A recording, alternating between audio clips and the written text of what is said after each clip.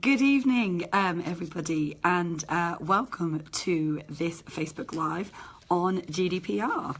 I am by myself this evening, which feels a bit strange, actually. I normally do these in conjunction with people, and it's always nice to have someone to kind of bounce off.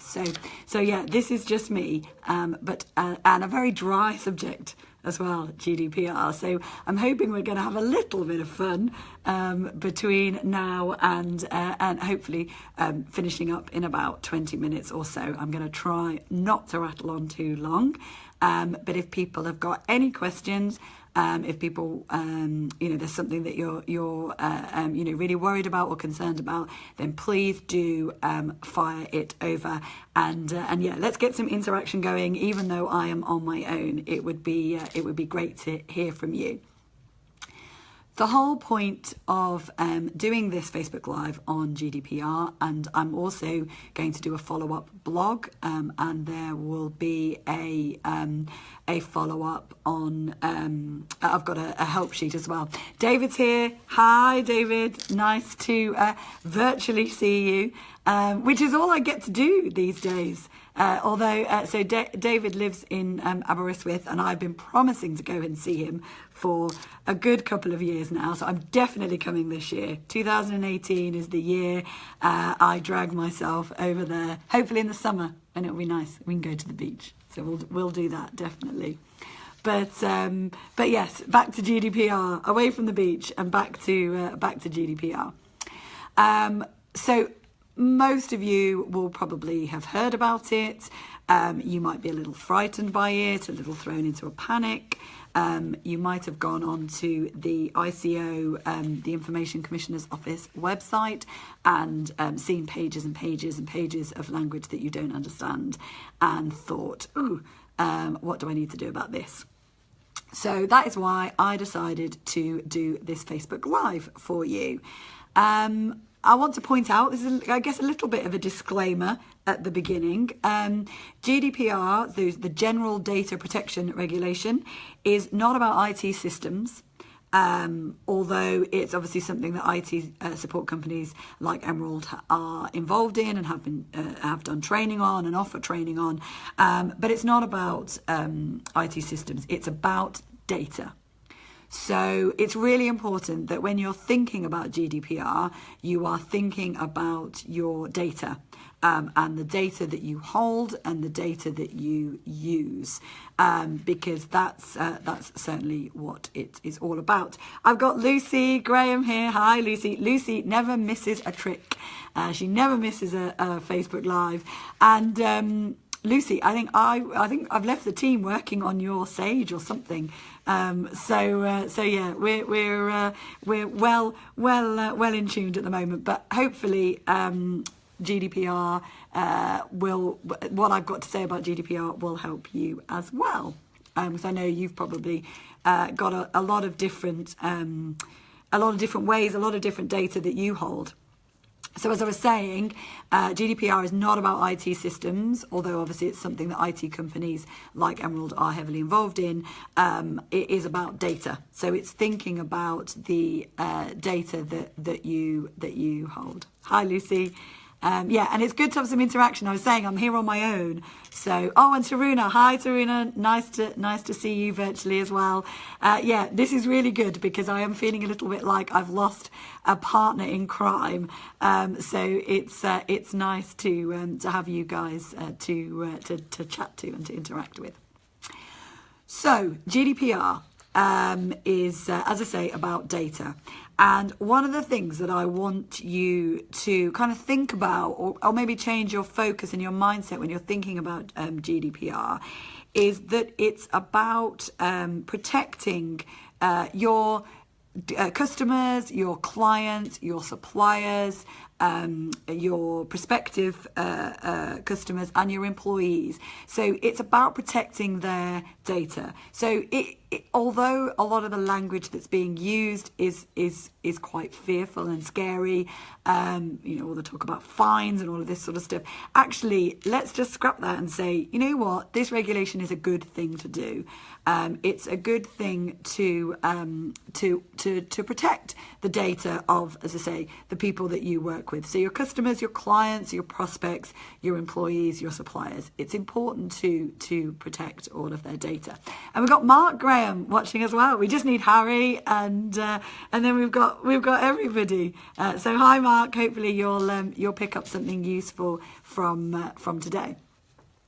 So yeah, just reiterating that it's really important that we think about protecting the data of those who we do business with, from the fact that it is the good thing to do and the right thing to do as a company. So the first step that I would suggest that you all do when you're thinking about GDPR is start to put together a privacy policy or a data handling policy that you will need to display on your website. And we can help with that if that's something that you would like us to do, or we can provide you with a free template. Hi, Kaz. Hi, nice to see you as well. I am on my own today, so it's really nice to have lots of people coming in and joining me, talking about, as I say, what is quite a dry subject, but a very important subject as well. Especially with all this regulation coming in. But as I said, something that we should all be mindful of, just protecting people's data from just a best practice point of view. So as I said, the first thing that you would want to do, whatever organisation you are, so Kaz is she's chair of the trustees at the nursery, which is attached to the school where both of our children go. So this is something that every organisation needs to think about.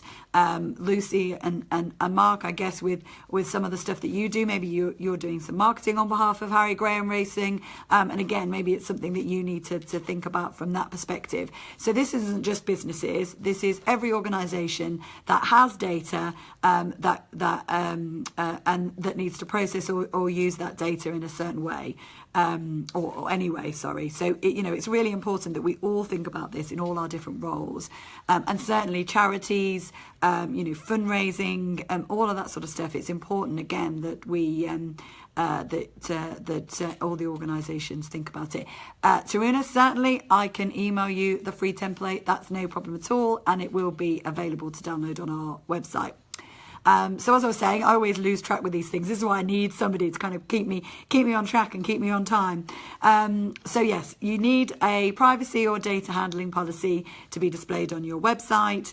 And in the same way that we help customers write business continuity and disaster recovery plans, we can also help you write your privacy policy, or we can send you a free template. And Taruna's asked for a free template, no problem at all. I will get that sent over to you. But when you're thinking about your data handling or your privacy policy, there are kind of what I've put as three key things really that you need to think about. So the first one is, how do you store and process data on your clients, your customers, your suppliers, and your employees? And again, as I say, that counts to any organisation. So every organisation has got customers and clients and prospects and suppliers in some way, shape or form, and you keep data on them. So, it's very important that you recognise that and think about how you store and process that data. So my notes are, think of all the data you hold and where you store it. And if you're part of a team, it's important that you involve your team members in this as well, because often we find that people are storing stuff on a local PC that nobody knew that they were doing, or a hard drive that you don't know about. So it's really important that you start this as a kind of mapping exercise of where you store and process your data, and you involve all your members of your team. Hi, Lynn. Nice to virtually see you. It's great, actually. I was just saying I'm on my own, so it's really good to have lots of interaction this evening. So thank you very much for everyone for tuning in, as I say, for what is quite a dry subject. So we're on the first kind of thing to think about when you're putting together your data handling or your privacy policy for your website. And it's doing a bit of a mapping exercise on how you store and process data, as I said, on clients, customers, suppliers, employees, and prospects as well. So when you're thinking about that and your data, do you use third-party software? You might use something like MailChimp, for example, for your prospects, or you might use an accountancy software that's hosted, so like Xero or Cashflow or something like that.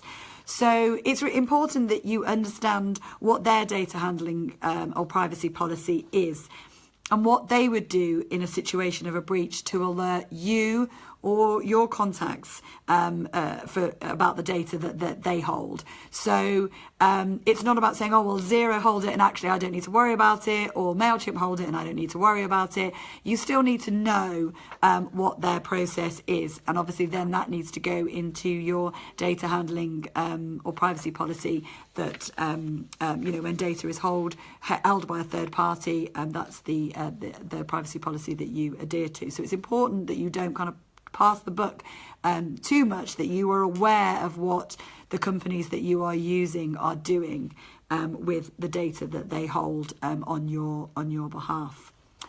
So Rachel says, hadn't even thought of an accounting system. Do you know what? It's really, really important, the accounting side, because you might use, as I say, something like Xero, but a lot of people hold Sage still. They still host something like Sage, potentially on a PC or on a server that's on premise. And so that's my next point, is the data that you've got stored in your own databases. So Sage or any other accountancy software that you host yourself is a good example of that, because what would happen if that was breached for you? If your Sage was compromised because it's hosted on one of your local PCs or a server that you've got in your office. So you need to think about that and how you would notify the contacts that you've got stored in there. Dave's got a question, which I'm struggling to read. Do you need different safeguards if you're handling data on behalf of one of your customers, e.g. processing data for a cross-media marketing campaign encompassing print and online? Do you know what, Dave? That looks like a long question. I will read that later. But yes, there are different things depending on whether you're the data owner or the data processor. But you still need to specify the precautions that you take. So how does it differ if data is housed in a central data bank, e.g. Amazon Cloud Storage? And that's what I've just been saying. You need to know what Amazon's policy is, and you also need to include it in your privacy policy, because it's how will they notify your contacts or you, for example. So if Amazon have a breach and they notify you, how are you then going to notify the people whose data is stored in Amazon? So you can't pass the buck just because you're processing it and it's being stored somewhere else. You do need to understand that. So Lynn said, does it include email and iPhone contacts too? Yes, and I'm going to come on to a bit about that, particularly about iPhone contacts. But yes, absolutely, it includes your email contacts. And that's where thinking about what email platform you use. So I would really recommend using an enterprise level solution. So using something like Hosted Exchange or Office 365 or something along those sorts of lines.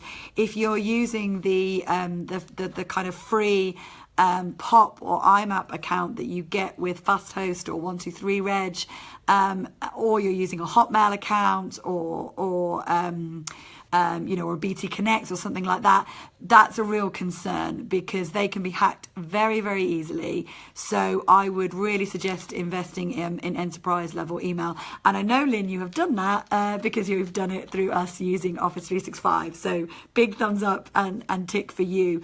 But yeah, it's really, really important that you remember things like that, email and iPhone contacts as well. I'm going to come on to the iPhone or mobile devices in a minute. And so then you're thinking about your database, as you said. You're thinking about your Sage, your any databases that you might host yourself, a customer relationship management database, CRM database, for example, or do you have this stuff in an Excel spreadsheet? Do you have Word documents with personal data in? Do you have an Excel spreadsheet for your prospects, for example, or something along those lines? Again, think particularly about those, and think about some of the things that will have sensitive data on, and I'll explain the difference in a minute. But HR contracts, referral forms, and those sort of documents that are going to contain sensitive data. Where do you store those at the moment, and how do you process them? Because that's where you want to avoid processing them by email. If you're sending out HR contracts, you want to avoid that being done by email as much as possible. It would be much better if you've got a document storage solution that you can then send someone a link to their contract. So think about something like SharePoint, which is super easy to set up and super easy to use, and often comes as part of an Office 365 package. So you could easily set up something like that for your HR department or for your HR function, so that you can have everything that you need on there, and you're sending people a link rather than sending sensitive data through email. So that brings me on to the next thing that you need to think about. So you're mapping your data, you know where your data is. How do you keep the data that you store secure? When you think about, there are hundreds of new viruses being created every day. It is nigh on impossible to guarantee 100% protection. So that's why you need that process in place of how you notify people of a breach. But there are also things that you can do to keep some of that data secure for your customers and your clients and your employees. And obviously what I've just said about HR contracts is one of those. So think about a secure data storage solution. I got a thumbs up from Rachel at Hopped HR there. I thought I would. HR, it's really important that, as I say, we think about the security of our employees and prospective employees, and the data that we're passing backwards and forwards about them. So again, really something to be very conscious of. Think about that. How do you keep the data secure? So are you using a secure document storage platform? Do you have a clear password policy with a requirement to change passwords frequently and using secure passwords? So things uppercase, lowercase, and special characters. And I'll give you an example. I was at a cybersecurity event with a ethical hacker.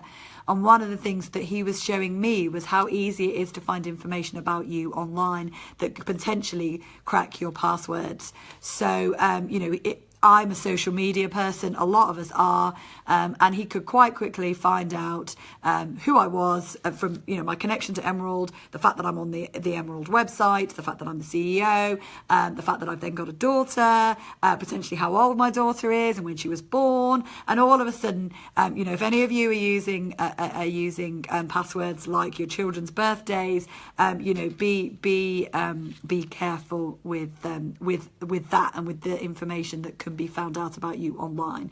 So secure password policy is really important. And also thinking about levers, going back to HR. Oh, speaking of HR, Rachel's got a question. Oh no, she hasn't. A bit of cheeky self-promo. She's developed key info on GDPR with a HR focus, and there's a link there. So I really recommend having a look at that. Again, as I said at the beginning, GDPR is only a little bit about IT systems. A lot of it is about people. Because, as I say, it's about data and how you keep data secure. So thinking about passwords, thinking about levers and starters.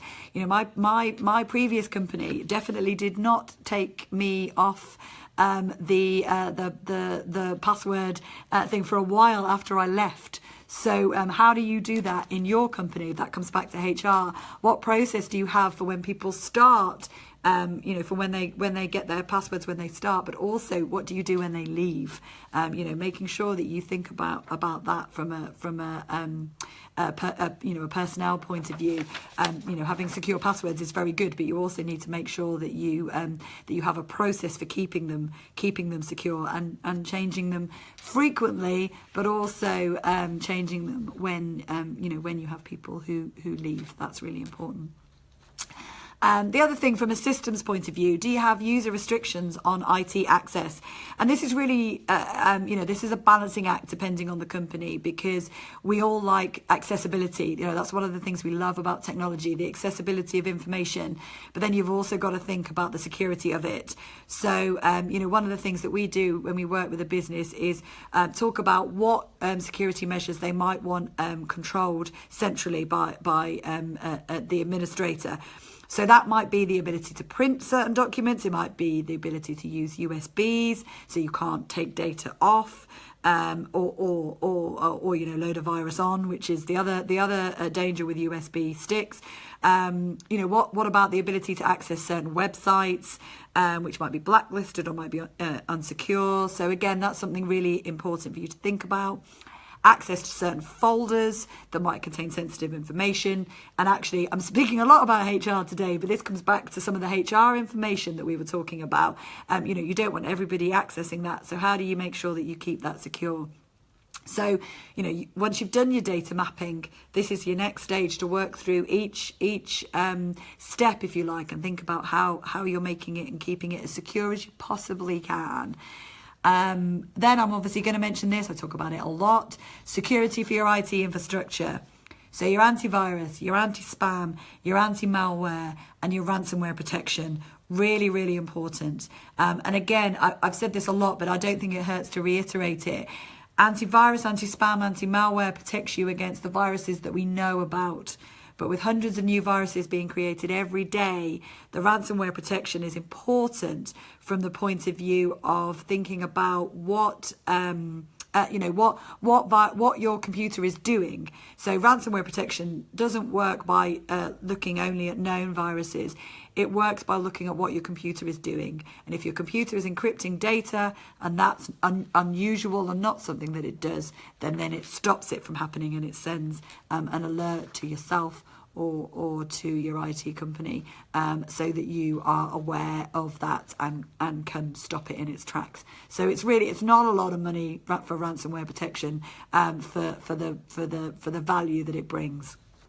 I've got Vanessa watching, and Vanessa actually wants to rent out the boardroom. So I'm not giving you a very good impression of how big it is here. This is just a very small snapshot, but I'll send you some pictures of the boardroom in a bit once I've finished this.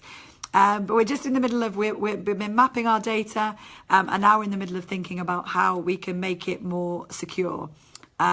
So again, coming back to what I said earlier, using a secure data platform to share documents rather than sending sensitive data via email. So things like your HR contracts and your pay slips. And again, you can get a portal that does it. We use Iris, and that does your pay slips for you as well. So again, that's better than sending them by email. And then, Lynn, coming back to your question about your mobile devices. So do your mobile devices store personal information? Are you storing contacts and things on your phone or on your tablet? Because if you are, you need to be able to remotely wipe them if they are lost or stolen. If you're using something like Hosted Exchange or Office 365, you can do that through that platform, because everything will be linked. So all your contacts or your emails, etc., will all be linked to that platform, that even though they're on your phone, and so you can remotely wipe them all if your phone gets lost or stolen. So that's really important. And the iPhone as well has that option built in. I think if you've got I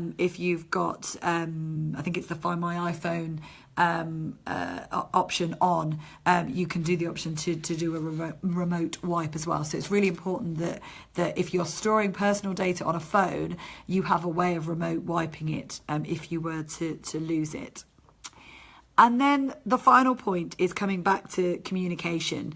And I mentioned this at the beginning about being able to notify people whose data you hold that you have suffered a breach, or that any of the third parties that you use to hold their data have suffered a breach. But it's also important to know when you're storing data on people, they know why you have it. So they know why you have it, they know how you store and process it, and they know how you would notify them in the unfortunate event of a breach. Lynn's saying really useful. Thank you very much. I'm hoping it is, and I'm trying to kind of keep it as you know, as easy as possible, because there's a lot of jargon that comes with GDPR, and it's really not as scary as it seems. It's just good practice, and it's just thinking about, do you know what, I want to protect the people's data that I hold, because we all do. We all care about the people that we do business with, and that's really, really important to remember. So I'm glad it's useful. So yeah, as I said, communication. Why you have the data that you have, what you do with it, how you process it, how you store it, how you ensure its security, and how you would notify your contacts in the event of a breach. And there's some real simple steps to this. So ensuring you've got your data handling or privacy policy displayed on your website, so anyone who deals with you knows that they have that. Ensuring that it states your data handling policy states how you notify contacts in the event of a breach, and what processes you have in place internally for employees to alert management in the event of a breach or a potential breach. Obviously, that's really, really important as well. Also ensuring you've documented the record of what they call your lawful basis for storing and processing the data that you have. And this is where it can get a little bit sort of jargony, but you will have a reason for having the data that you hold, and there's several reasons, and you just need to know which reason it is that your kind of lawful basis is what they call it. So you've got consent. And that's where you've got your opt-in options, particularly for your marketing lists, your MailChimp lists, and you just need to have a record of that. So if it's an electronic opt-in through something like MailChimp, then you've got a record of that. And also you need to offer an option to withdraw consent at any time. So we've all seen it with the mailing lists. You've got your unsubscribe option, but you've also make sure that you've got your opt-in option. So for your prospects and your customers, they know why you are contacting them from a marketing point of view. You've also got contract as a reason for you holding the data. So that's if that data is necessary for you to fulfill a contract that you have. So that's a lot of Emerald's data in terms of the IT information that we have for our customers. We need that to fulfill our contractual obligations. So that's why we hold it. You've got legal obligations. So these are not contractual. These are necessary to comply with law. So that might be a lot of public sector organisations, or a lot of charities, or it might be businesses as well that obviously deal with law and compliance and that side of things. Vital interests. So you're storing that data because it's necessary to protect someone's life. You're fulfilling a public task. So it's necessary to hold that data to perform a task in the public interest or in an official function. And again, that might be public sector organisations and charities, or legitimate interests. So it's necessary for your legitimate interests or the legitimate interests of a third party. And this is where I do recommend going on the ICO website, and I will post the links for you, because there are two types of data that we are talking about. There's personal data, and I think I mentioned this a bit earlier. There's personal data, so that's information that can directly or indirectly identify a person. So that's your things like your email address, your home address, your job title, place of work, etc. So that's personal data, but then you've also got sensitive data, and that's anything under special categories. And there's a whole range of things there, including politics, health information, trade union membership, etc. So as I say, I do recommend for that going onto the ICO website, and I will post the links for you. So I'm rattling on a bit. I've just realised the time. So just to recap on that really briefly for everyone, and I will, as I said, I've written a blog which I will put up the link for, and I'll put up the link for the template and for the our ICO links as well. But it's really important to not be frightened about GDPR, to set yourself 3 tasks. The first one is mapping your data. So where is the data that you hold? And then your next stage is how are you keeping it secure? So whether that's third parties or whether that's your own, how are you making sure that you keep it secure? And then the second is how are you keeping in contact and communicating with the people whose data you hold? So they need to know why you have it. They need to know what you do with it. They need to know how you ensure its security as far as you possibly can, and also how you notify them in the event of a breach. So hopefully that's been of use to you all. Aware it's been a bit dry, but thank you very much to everyone for listening. And any thoughts about what you would like my Facebook Live to be on next month? I've absolutely no ideas. We'll wait and see what comes up. But if there's anything around technology that you're struggling with, that you would like to know more about, then I would really, really love to potentially do a Facebook Live with you. Because I'm sure if you out there are thinking about this, there will be other people that are thinking about it. So definitely, if there's any technology problems, give me a shout, because I would love to do a more interactive Facebook Live again. But I am really appreciate everyone who's been on this evening. I'm great, and I'm having great feedback already. So Lynn has said thank you very much. Thank you very much for listening as well. And obviously David said it got some good insights. So I'm really grateful, because often I just talk out into the ether, and it's great to know that it's been of use to you. And as I say, I will post the links as well. And Sean has just joined us, just as I'm switching off, Sean. So you'll have to read the blog and download the template, and then you can understand everything about GDPR. Thank you very much, everybody, and hopefully I really hope catch up with you all soon. Thanks very much. Bye.